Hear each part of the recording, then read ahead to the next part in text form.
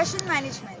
Ito ang tinatawag na self-presentation, na kung saan ito ang proseso na bumubuo ka ng sarili mong personalidad sa kung paano ka tignan ng iba.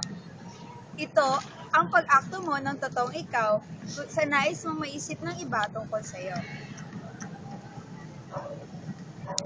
Self-disclosure.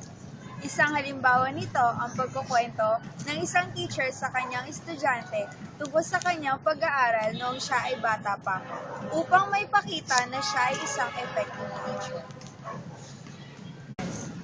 Isang halimbawa nito ay isang teacher na pumasok sa kanyang klase na nakapustura at seryoso, upang may pakita na siya ay strikta.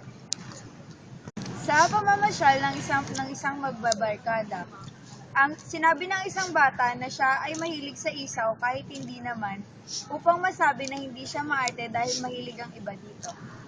Dining actions.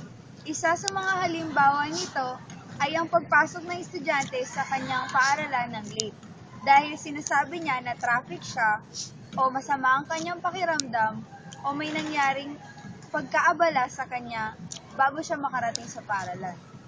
Sarcastic. Isa sa mga halimbawa nito ay ang pagtingin ng magulang sa kanyang anak na masunurin at masipag. Upang maipakita ng anak na siya ay masunurin at masipag, ginagawa niya ang lahat upang maging proud sa kanya ang kanyang mga magulang sa pamamagitan ng paggawa ng assignment at pagre-report at paggawa ng mga projects. Corporate impression management. Isa sa mga halimbawa nito ay ang mga artista. Ipinapakita nila na kahit na sila ay tensyonado na at problemado sa trabaho, sila ay ngumingiti pa rin upang magmukhang maganda sa iba.